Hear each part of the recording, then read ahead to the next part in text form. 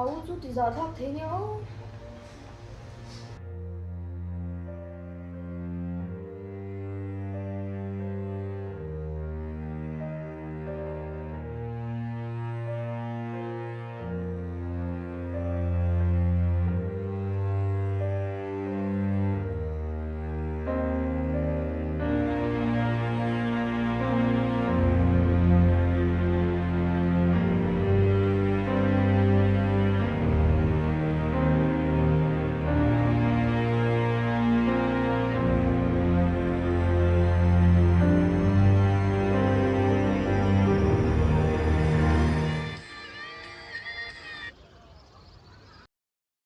Hello.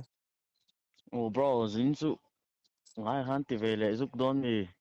Ngoro zain zuga rong kal lo mai ang. Sung ten ngei ron tin sa sia inflation nom ve deu ngei te ka du ve deu ke ma pon. Nhưng mà ole ít tí đàn đàn le.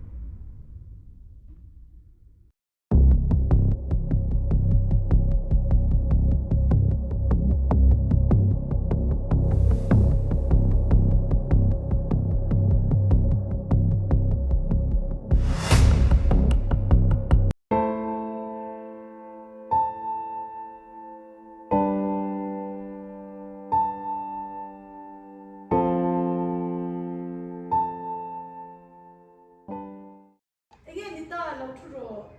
Hey, chị quay một đâu chỉ tổ chức cái này à? cái thủ nghệ gì đó. Cái rồi lên sân biểu trụ mà ni phải phải chỉ đến đầm đối nó xoay thua cái này à? Chả tham đông gan, và thiên này nó nín, ta gan nhìn tổ thủ tới mình xí là bây đồng là vậy trong trái sáng là lệ, và thiên này đến đây mà rất là vàng à, và thiên này cũng khá bẹp thua xoay à. Hết thua bù la, xoay đôi mình chả. Cái rồi lằng lệ mình mấy cái xí là vâng, cũng cái này về là cái rồi cal cái này. Chút tiếng lên ba tổ chút phân bố.